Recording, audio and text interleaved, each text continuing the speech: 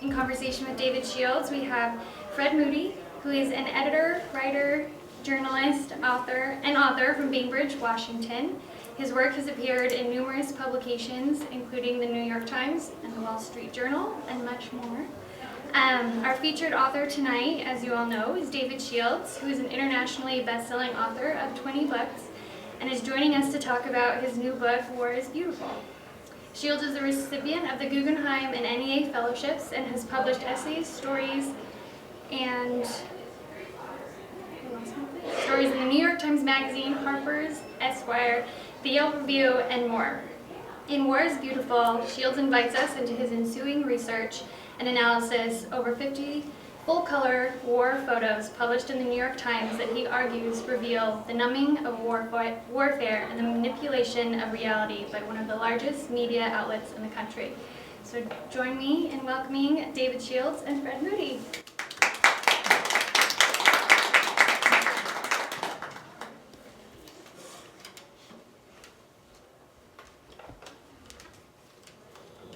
Thank you, Eric. So Fred, shall we just talk? I just wanted to reiterate that Fred is not only a journalist of various magazine and essay publications, but he's also the author of several extraordinary books. And I just wanted to put in a plug for my admiration of Fred's.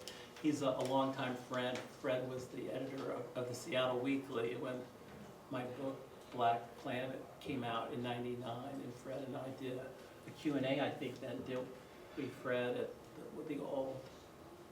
the long since defunct, what do we call it? Northwest Book Fest. Northwest Book Fest, and we became good friends about 20 years ago. I still remember that because you said you didn't want to know the questions in advance, and the first question I asked, you looked at me with utter shock. Oh, really? Yeah. What was it? Was it this weirdly? Well, you had said in that book that you were terrified of becoming a Seattleite. I felt like you were sinking into this mire of banality. That was how I started off. Well, he had a good journalistic nose for the difficult question. But anyway, there's no one I depend more on. I constantly am showing works in progress to Fred, and Fred shows me his stuff, and Fred has taken to calling me a Columbo, because I'm always coming back with one more question. So I'm sort of Columbo to Fred's police captainness. We'll reverse that tonight. There you go. So without further ado, Fred, let's talk about the book under discussion tonight. There were a couple of pretty vivid, troubling professional memories that this book brought up for me. But before I get to those, I wanted to just ask kind of what you think, what is the essential problem that this book addresses? And I'm really interested in how it came to you, whether it was like this epiphany or this dawning sense that something was deeply wrong with the way we report war, and especially American-involved invasion and that kind of thing. Right. And where it's obviously there's a political problem, but also an artistic problem, it seems to me. And if you could just sort of talk about that a little, and then I'd zero in on some of the journalism issues. Totally. Well, yeah, I mean, obviously I could talk for half an hour on that question. I'll try and be relatively concise. But, you know, I'm a lifelong reader of the New York Times, you know, and in the last 10, 12 years, beginning with the Gulf, well, certainly the Gulf War in '91, and then especially with the invasion of Afghanistan and Iraq, as I would get that blue bag copy of the paper to my front porch every morning, I would find myself, you know, problematically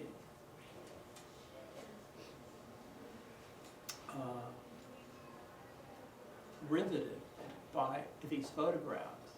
I couldn't wait for what I came to call my sort of installation of war porn. You know, something seemed wrong in this transaction. I couldn't tell if there was something the matter with my imagination, something was the matter with the Times, or perhaps in the exchange between the Times and me. But New York Times color photo started on page A1 in October of '97. I think it seemed to usher in a kind of sea change in Times war photography. So anyway, I found myself baffled by how ravishingly beautiful these photographs were. And I found myself admiring these pictures, being impressed by them, sort of loving them, but really hating how much I loved these photographs. And so I set myself the career suicide path. You know, that you're not, as a writer in the United States, supposed to write a book-length critique of the New York Times, which is still the most influential newspaper in the country, if not possibly the English-speaking world. But I was sort of baffled by my reaction, so I set myself the research task of asking some more digitally skilled photo assistants and I, that we went through and looked through 4,500, or in a way, sort of 9,000 front pages of the New York Times, going all the way back to '91. And we looked at every front page of the Times. I think we found 1,000 combat photos on page A1. And we found, I believe, 700 of those 1,000 pics struck me as aestheticizing and anesthetizing war. That the pictures seemed to not be very invested in conveying what I would assume is the horror of war, and they seemed instead crazily invested in what I think of as glamorizing the war, beautifying the war, sanctifying and sanitizing the war.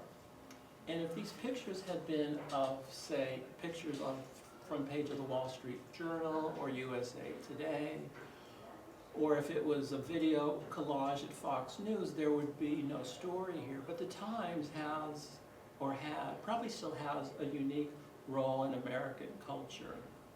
The writer, Seymour Krim, once called it the commissar of the real. But the Times is this weird arbiter of American culture. People still say, you know, New York Times best-selling author, as if that is different from being a Boston Globe best-selling author. I mean, the Times has this weird hold, still slightly, on the cultural conversation. The Times is understood to be sort of impartial, or even slightly center-left. And it really baffled me as a longtime reader and half admirer of the Times, which I thought of as a place of serious journalism, the Fourth Estate, all the news that's fit to print, the first draft of history, et cetera, et cetera. So I spent years, Fred, accumulating all of these photographs. I kept on looking for course corrections, begging to be released from the suicide mission. Please don't allow me to publish this book. I kept on looking for New York Times pics that showed me that my argument was actually wrong. But I found precious few photographs that struck me as documenting the horror of war. So I worked together, I gathered about sort of 700 photographs. I got them down to, I remember this incredible meeting with my research assistants where we met in a basement classroom on the UW campus a few years ago. And we poured all of the pictures into sort of thematic piles, so that all the pictures that struck us as war, as fashion shoot, we all put in one pile. All the pics that struck us as war, as movie trailer, we put in this other pile. All the pictures that struck us as modern masterpiece paintings, we put in a third pile. We developed about 15 thematically driven piles, and we all sort of looked at each other, like Woodward and Bernstein at the Watergate Hotel. We kind of said, you know, there's a story here. What are these pictures doing on the front page of the New York Times?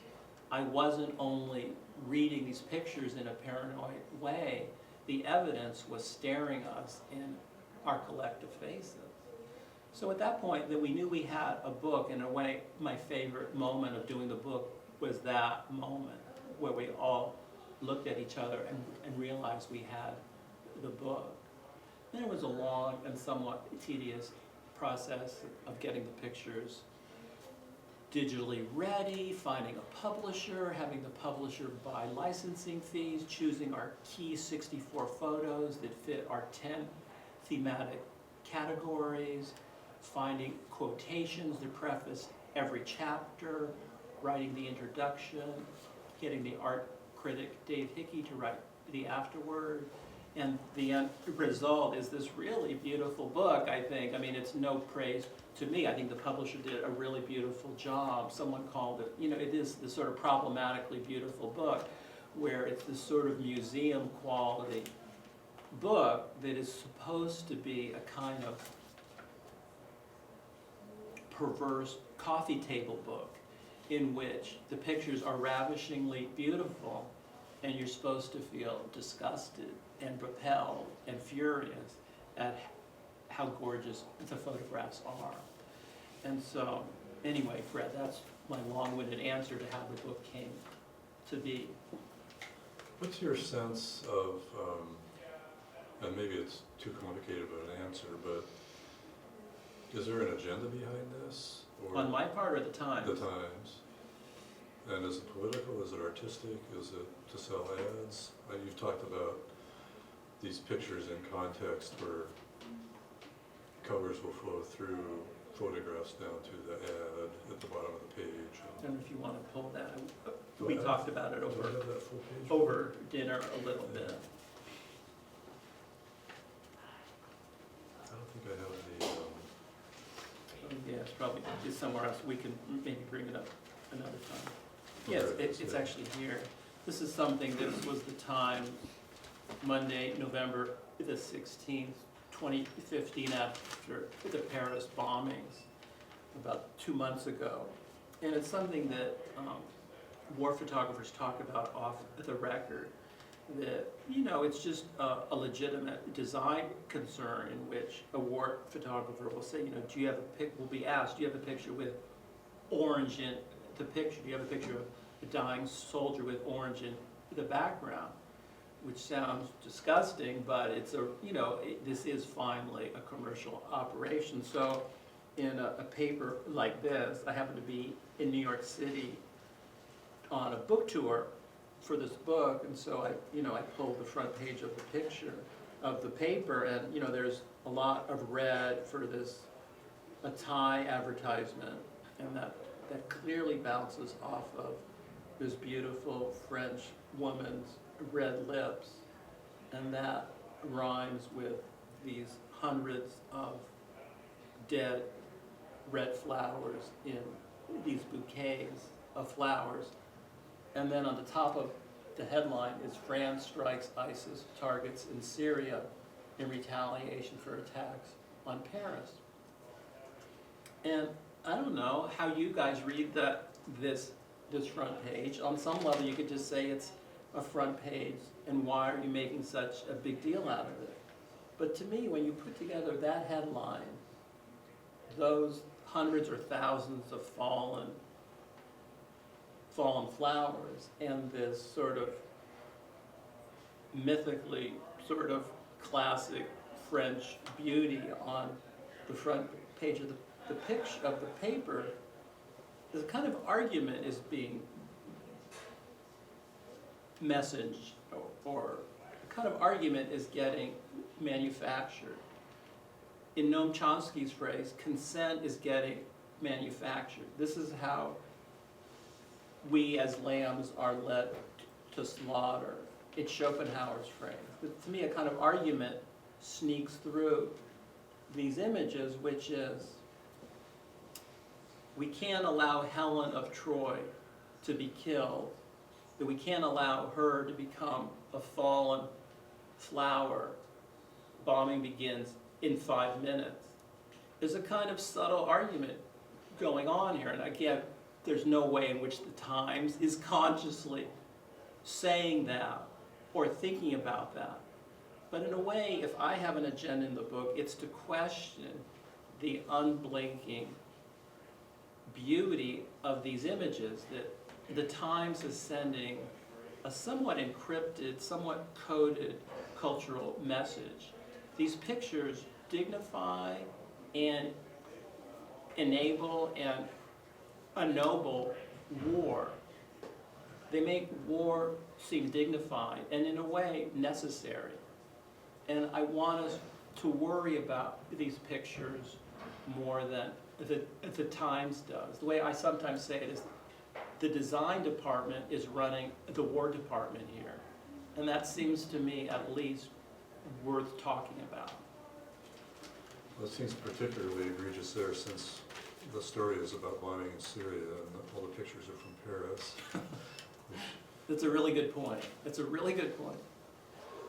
The thing that sort of leapt to my mind when I first looked through this book was years ago when I was at the Seattle Times, every Christmas the newsroom would put up a Christmas tree and it would be completely covered in homemade ornaments, and the ornaments were all war and riot photographs from around the world that had never been published, and they were completely uncensored and completely graphic close-ups of the faces of people hanging from trees and mutilated bodies and all the things that photographers have to witness and record but never make it into the public record, because somewhere between on the scene reporting and reporting to the public, something happens. And the juxtaposition or the jarring difference between the images on that tree and the images in this book really speaks, to my mind, to the sense, I think, among on-the-scene reporters that there is a really deep hypocrisy going on in the kind of overarching mission. Yeah, that's something that, I've heard from some of the photographers whose pictures I've used in the book. I mean, some of them probably like the book, some of them probably don't. Some of them have gone on record as finding the book of interest. Some of them have reached out to me, but off the record, they have said that, and some of this is on the record in quotations, that inevitably their best pictures don't make it into, for instance, the Times, for two main reasons. One, quote, the pictures are too violent. I mean, they are, after all, the war. And the second one is they're in, quote, bad taste. And I guess I often think, in a way, I came across this quote after I had completed the book. It's a wonderful quote of Picasso's, who says,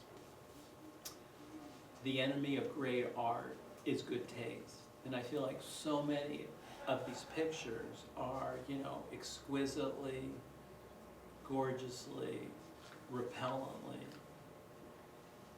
tasteful. Like, where is the war here?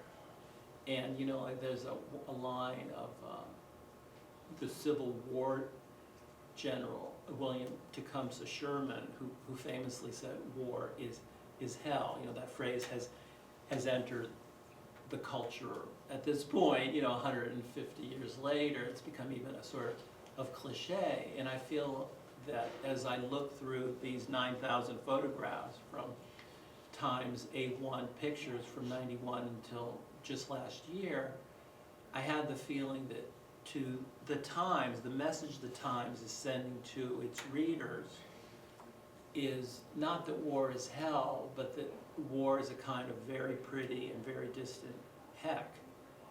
Like, that war seems like a kind of hazy, gooey, gorgeous, heckish place, but it's not truly hell. And I would want to say that's, to me, pretty problematic. And I guess the $64,000 question, as Fred implies, is to what degree is the Times consciously promulgate this message. I don't think the Times, as I say, has a secret room in which they say, okay, we have to make sure, 1,000 soldiers die this month. I mean, obviously, it's nothing as nefarious as that. And I have a whole argument, which I can unleash later, as to why I think the really noble tradition of combat photography, which in a way began with Matthew Brady and continued through many Times war photographers through Vietnam in the last 40 years, has badly devolved into becoming a kind of combat porn. Do you think some of that is reaction to what happened in Vietnam? In what exact sense do you mean? In the sense that Fred? Vietnam seemed to turn everybody deeply skeptical about government promotion of war, and it just seems to me that media, even if it's unconscious, has become somewhat of a war promoter. Like, there was this big debate in the Bush administration about not showing Bush 41 or 43? 43, not showing the returning coffins. Sure, And, sure. I can't remember who it was, I heard on the radio one day saying that Americans had been conditioned to thinking of war as a kind of armed social work. And that's the way it is promoted, like we're liberating, we're setting Right. women free, we're doing, but nobody wants to talk about the carnage. Right. I mean, there's a lot of questions there, but I do think, there are a lot of reasons as to why combat photo, and again, the Times isn't really my target. I mean, I don't really care one way or the other about the Times, in the sense that I could have done the Kansas City Star, Des Moines Register, or the Boston Globe, or the LA Times, or for that matter, the Seattle Times. But, the Times was my case study. It has traction in the English-speaking world, as very few other papers do. But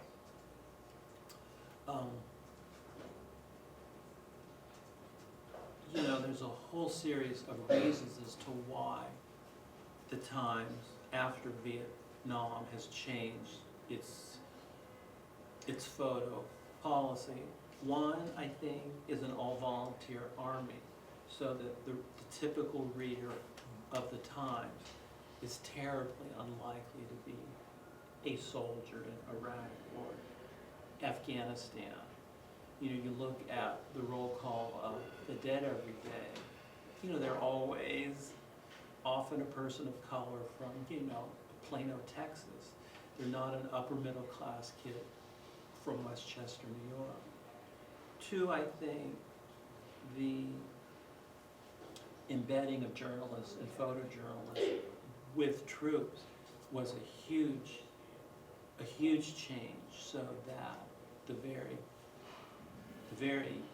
people you're taking pictures of, you're then sleeping in the same barracks and foxholes with the very next day. And I think the journalists and photojournalists are less likely to print scarifying, scathing, truth-telling photographs.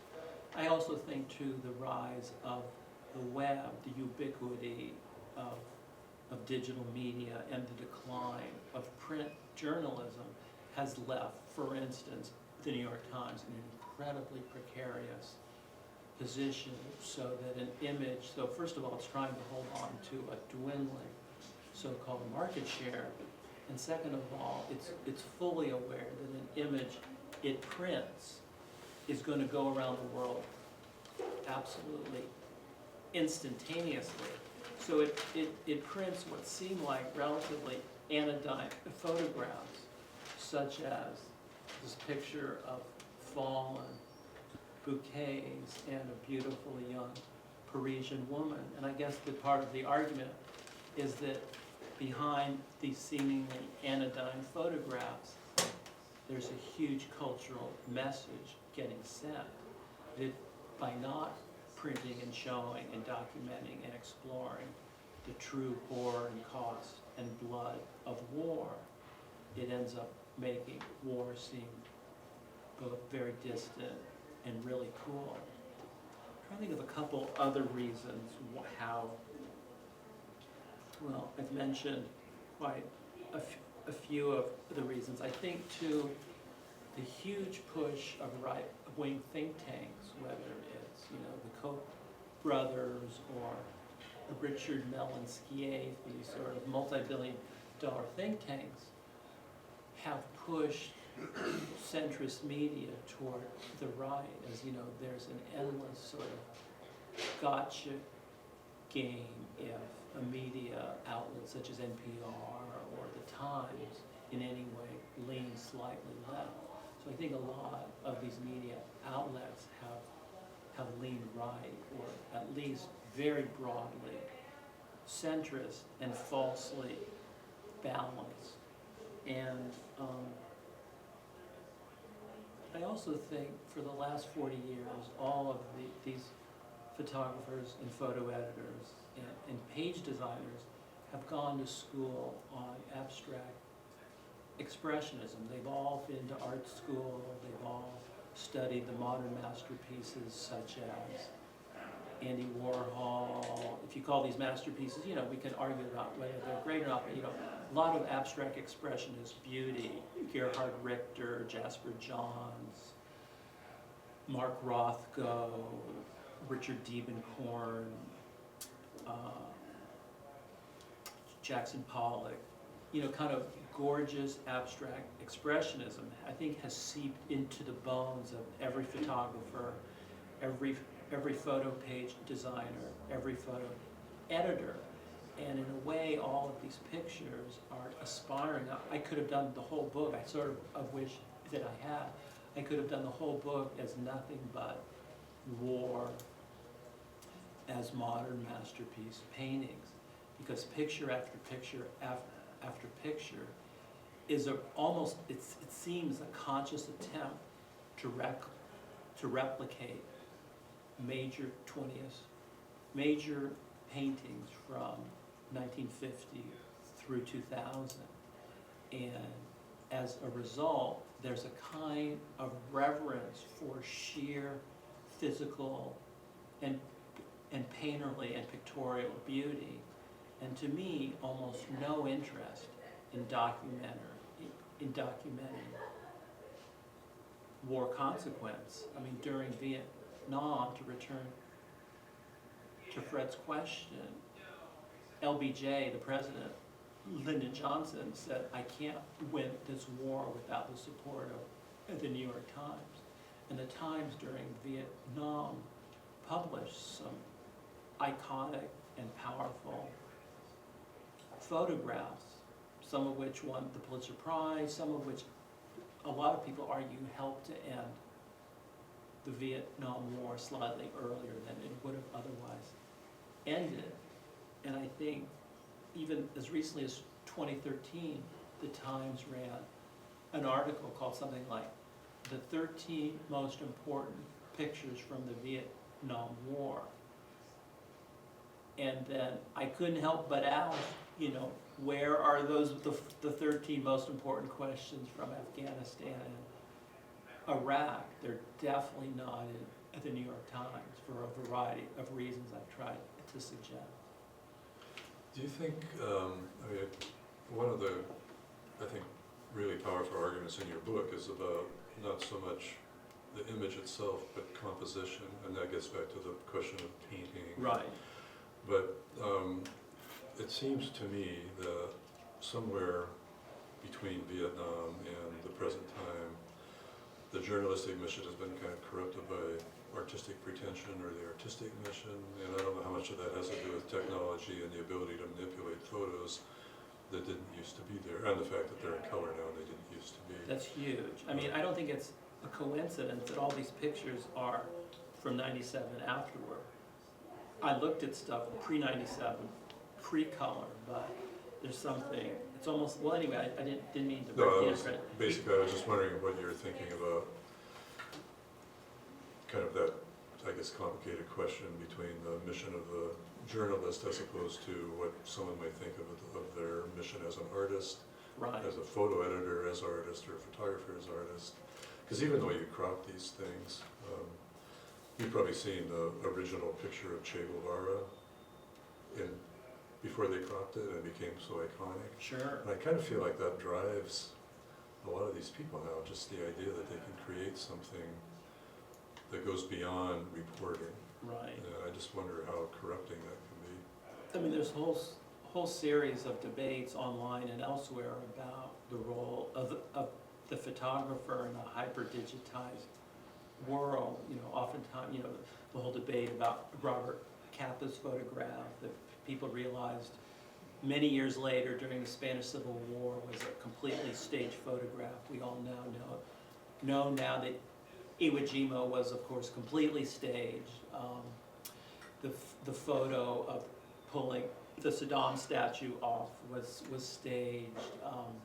A photo that won, you know, the best war photo of I think 2013 was some people have proved online that it had been sort of digitally manipulated, or so they claim. And I think that my argument is partly there. I don't have any particular proof that, you know, these 64 photographs have been shot through with infrared light or anything like that. And it's less that argument, although it's partly that. And what happened, the book came out 2 months ago, and you know, when a book gets published, you get reviews, you know, some people like it, some people don't. I'm trying to think of the criticism if people have, when people push back against it, the criticism is that I'm sort of throwing the beauty out with the bathwater, that how dare David Shields, who isn't a war photographer, who's not a war journalist, who's not a photo critic. I can barely take a picture on my camera phone, but how dare he question beauty? Like, I think one article in one magazine says something like, must a picture be ugly to convey the horror of war, or something like that. As if, I mean, that's not what I'm saying, and you just go back through combat photography. I mean, Matthew Brady's photographs, who in a sense invented war photography, they were highly staged, highly manipulated, gorgeously composed, but they convey the grotesquerie of a decaying body. And so too during World War II, the best World War II photographers, whether Karsh, Robert Capa, any number of photographers, have pictures that convey, you know, the terror and awfulness of war. And so too during Vietnam, people like Larry Burroughs and David Hume Kennerly and many New York Times employees took very powerful war photos. I think for me, I want greater intentionality and greater purpose and greater, I think what happens, the Times photos seem willfully oblivious to the plastic nature of their beauty. I mean, I don't know if you have, Fred and I were talking over dinner about some of these pictures. This was a picture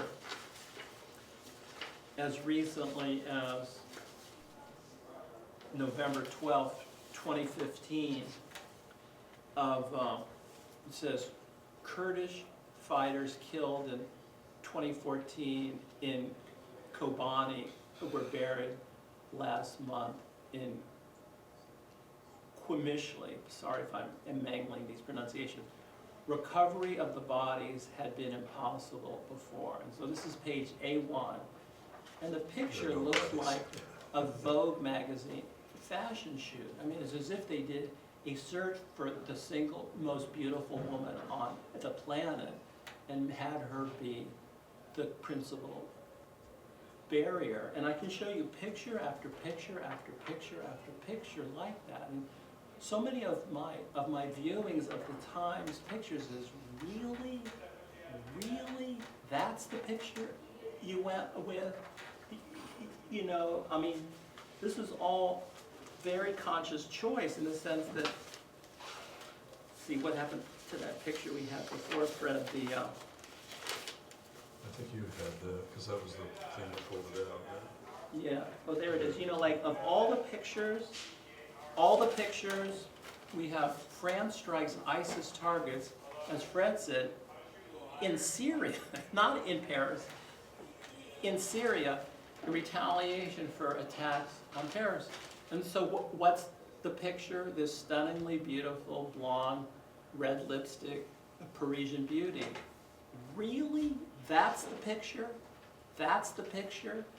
I don't know, that seems to me a real problem. And it's not that that isn't a good photo, or you couldn't run that picture.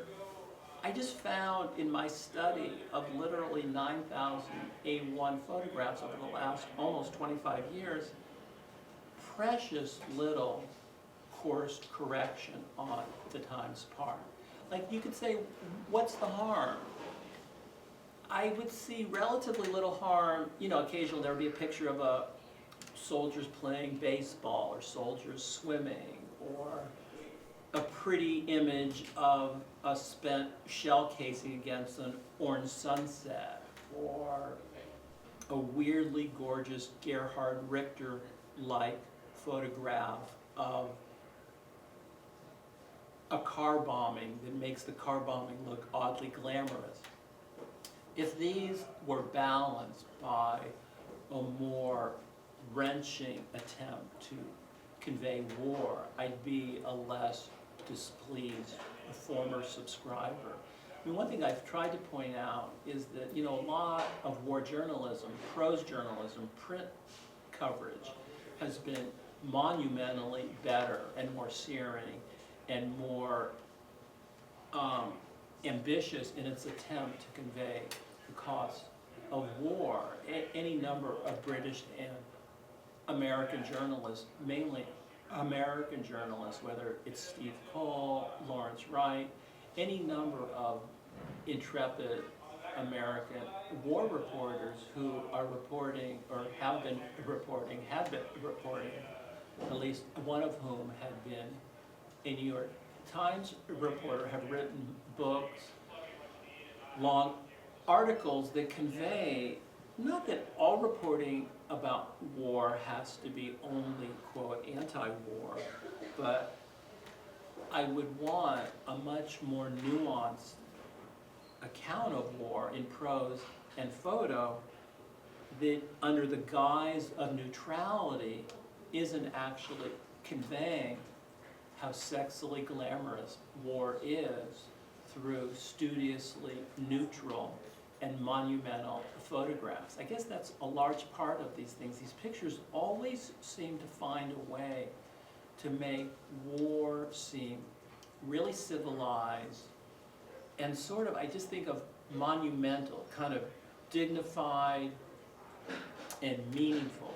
That's not what war feels like. It feels like a crate, don't pretend to have been a soldier or a war reporter, but a lot of friends and friends' fathers have served in war, and it ain't like that. Don't know if we want to open it up yet for questions, Fred, or if you want to give people some time. investigate me further. Questions, Ed? Yeah, you were talking about Vietnam and how it's kind of changed, and you were saying that you didn't think they sit in a room, which is what Chomsky always says, they're not in a room. Like consciously saying, how can we bury more soldiers? But anyway, Ed. Yeah, and I just remember that one photograph of the napalm children. You know? And I think that one photograph probably did more to turn the tide of opinion than pretty much anything. Totally. And It's a famous photograph by the New York Times photographer, Nick Ut.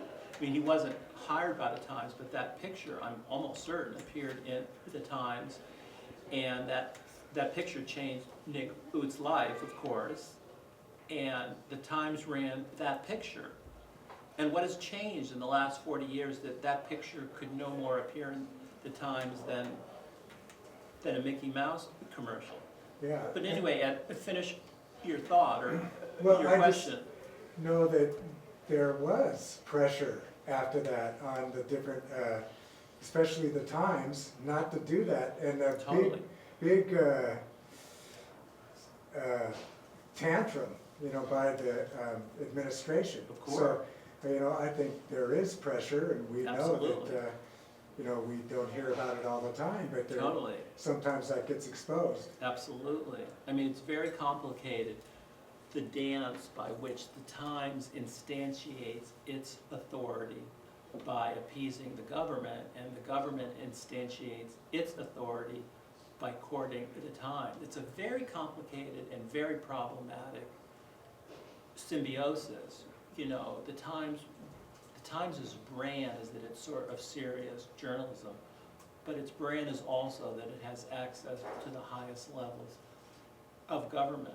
And one of the arguments of the book is, I want to question the Times. I want us to look toward a more European model of journalism. If you're in, say, London, you see maybe 15 newspapers from the far left to the far right, and each paper occupies consciously a place on the political spectrum. It leads with its own subjectivity and doesn't pretend to be all things to all people the way the Times does. The Times tries to be both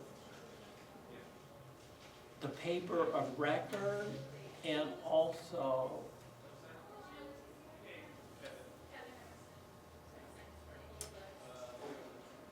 I don't know what, and also what? Also serious investigative journalism. And part of the argument that I unleash in the introduction of the book is that it's a very, kind of a complicated argument, but that the Times was founded by German Jews in 1851 and was properly criticized for, during World War II, underplaying the full atrocity of the Holocaust. The Times has long been accused by anti-Semites of being, quote, too Jewish of a newspaper through the 20s and 30s and 40s and even beyond. A lot of people think, because of the paper it was founded by German Jews, that the Times overcorrected and basically, consciously underreported the full extent of the Holocaust, lest the paper be understood to be either, quote, too German or too Jewish. And it's my contention that part of the paper's agenda, especially post-Vietnam, is to never occupy anything else other than a deeply centrist role vis-a-vis the United States government. So over the last 70 years, from the end of World War II until now, the Times has, with almost no exceptions, broadly supported every American military misadventure. And it seems to me an attempt to make sure it occupies a manly American and military role in relationship to the culture, and isn't perceived to be sort of left-wing or European or sort of, Jewish dissident. What other thoughts do people have? Questions? Well, I think that's really interesting, David, and thanks for your comments. The time is now 7:50 and the bookstore will be closing in 10 I'm minutes. gonna go right in here. But it's this idea of the New York Times is, we talked about Stephen Colbert calling the reporters like Judith Miller and John Burns stenographers for the administration when they're reporting the invasion of Iraq initially. They pretty much printed what the administration told them in an unquestioning way. And you've seen these pictures as kind of in the same vein as, and I think that's really important. And your words about the Fourth Estate. What is the role of the Fourth Estate and the New York Times as part of this? And I think you got to it tonight, but I wondered if you'd like to say a little more. Thank you. I have a couple of comments. Is one, Colbert is relevant in the sense that I think that Colbert and Jon Stewart did a fantastic job when they were on. I think Colbert has a talk show now that I gather is more conventional, but they did a good job of sort of calling out, sort of shooting fish in the proverbial barrel, where they would point out how a Fox News broadcast is transparently propagandistic and or hypocritical and or bad faith. Or CNN, they make fun, of Anderson Cooper, or they make fun of Republican and Democratic presidential candidates. But I think, again, and they did a great job of educating an entire generation toward media literacy about how propaganda works. But I think in a strange way, the Times had and has escaped relative scrutiny because it occupies this pseudo role as this quasi-neutral arbiter of American culture, that we uniquely are weirdly printing the truth and are weirdly neutral. That's just an absurd role to pretend to occupy. But what was something else you said that I wanted to follow up? Oh yeah, the whole sort of fourth estate and the Times, and how does the Times do that? I don't know, I'm sort of forgetting. What was it you said at the end? You said something about the Times. Oh yeah, the role of journalism. Yeah, Yeah, it was that a 19th century journalist, I think his name is Peter Finley Dunn, or Peter Dunn Finley, or some combination of those three names, and he said that the role of journalism, the function of journalism, is to afflict the comfortable and comfort the afflicted. And maybe he was more of an activist journalist than we're comfortable with now. But perhaps as the son of activist journalists, I'm finally fulfilling the parental mandate, and embracing that. I think, to go back to the Picasso line, the enemy of great art is good taste. The enemy of good journalism is deference to authority. I think sometimes people ask me what art is. And to me, if I had to say one word for art, art is trouble. When you create art, you should be creating trouble. I'm a big fan of a line of Gustave Flaubert, who said, the value of a work of art can be measured by the harm spoken of it. Like, think of, why am I forgetting the name of the woman who created the Vietnam War Memorial? Maya Lin, of course. Do you remember the amazing, she was a very young architecture student at Yale, studying under Vincent Scully, and she'd been studying Roman and Greek funeral statuary, and she, on a whim, submitted her idea to the competition. And remember, the Vietnam veterans created this more, in a way, straight out of a Times War photo of, the vets holding the guns in the typical way, and they wanted that as competing against Maya Lin. Just think of all of the trouble that Maya Lin's powerful underground burial created for so many years, and now you could hardly imagine a more iconic work of art in American culture. Good art creates sorrow and trouble and difficulty. And, even going back to Nick Ut's photograph of the girl, the Vietnamese girl running naked through napalm, I'm sure that disturbed people, so that when there was an article in some magazine about the book and about War is Beautiful, and so they asked the Times photo editor what she thought of the book, and she goes, well, I haven't looked at his book yet, but he should remember that we published this one picture in, well, I can't even read it, July something. And I don't know if I have a better image of it, but that she told the magazine that, well, that's not true, that we published really disturbing images, and a lot of our readers excuse me, were upset by this picture, and the best they could come up with, I'm sorry, I can't quite read the image, it looks like maybe July 11th, 2014, and you know, it's just a very anodyne image of a body buried under, what would you call it, like a plastic sheet, and you can see a little bit of the dead person's feet, and there's a red flower, I believe, or on the top.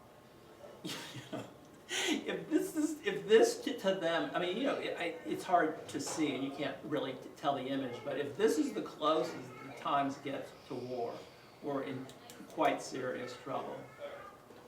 What other sort of final thoughts or questions or concerns or even pushback do people have? How am I getting? Not everyone agrees with my reading of these pictures. I'm not sure I agree with my reading of all these pictures. I mean, does anyone see flaws in my argument? Am I over-reading the pictures? Am I asking too much of what's, after all, simply a daily newspaper? Do you think the internet is making this all irrelevant? Well, I think in the sense that a lot of my students, you know, I'm 59, I was born in 56 in LA, and I grew up in LA and San Francisco, and as I say, both of my parents were journalists, and you know, I grew up with the Times as this kind of received truth, and the Times sort of matters to me, whereas a lot of my students say, like, why are you getting all hot and bothered about the New York Times? Who cares what the Times publishes? It's just one more paywall website. You know, they don't really care.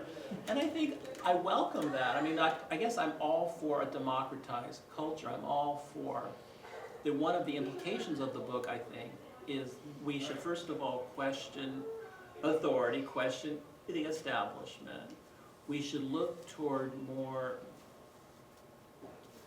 decentralized media, and that we should be our own best reporters and our own best photographers. A lot of the best coverage, certainly the best photographs that came out of, say, the Paris bombings, came from, not from embedded photojournalists, but from this one Danish blogger who conveyed these amazing images through his blog site. And so too in Iraq and Afghanistan, a lot of the images that I've seen that convey much more of what the war is like come from so-called black sites where one sort of gets through the deep web and finds what it's actually like. And as Fred said at the beginning, the almost tragic comic contrast between the fiction of good taste, airbrushed art published on the front page and the reality of what is being published. We have got to move closer towards some kind of center. I'm not expecting. And the bookstore is closed. Please bring your final collections to the register. Thank you for shopping with us. We look forward to serving you again tomorrow, beginning at 9 a.m. Anyway, I was just, before I was so rudely interrupted, that you know, that I'm not expecting digital links to ISIS bombings on every front page of the Times, but I would want a more conscious, a more purposeful, a more intentional, a more self-critical relationship to pictorial beauty. That would seem the very least one could ask for. What else? Any other sort of final thoughts, questions, concerns, pushback? In your research, did you find any pictures that didn't really speak to the beauty of war, and sort of told the truth or provided some insight to what's going on? Well, some people think, you know, I've been, you know, traveling on and off about the book over the last 2 months, both here, LA, I mean, all over New York and other places, and, you know, some people push back even against the very pictures in the book. Not everybody reads every photograph in the book the way that I do. And so some people find even in the book that not every picture is as glamorizing as I am reading it as. And then, as I say early on, that I tried my hardest out of self-preservation to talk myself out of the book, in the sense that, you know, I'm a writer, I'll be publishing more books. And, you know, it's not the most classic career move to publish a book that criticizes the times. So I've been thinking about this book on and off for really 20 years, ever since really the first Gulf War, as these pictures seem to me really weird. And then over the last few years, the project gained momentum, and once I gathered, I kept looking toward my research assistants, and I say, come on, you guys, find me those pictures that prove me wrong. Find me those pictures that are really conveying the horror of war. And, you know, all I can say is, you know, I'm sure someone could go back through those 9,000 pictures and find a couple of pictures that seem to them to be slightly grisly, but, you know, the Times photo editor herself, when I think it was Mother Jones magazine or somebody asked her for her commentary, the best that she could come up with was an image of someone who you could barely see. To me, in the perfect metaphor, she's covered underneath a plastic tarp. Like, God forbid that we see the human body. So, you know, to answer your question, pretty much no. So on that upbeat note, maybe I'll bring our proceedings to an end. Thank you, Fred. As always, a pleasure. And I'll be happy to answer whatever further questions you have at the book signing table. Thank you very much.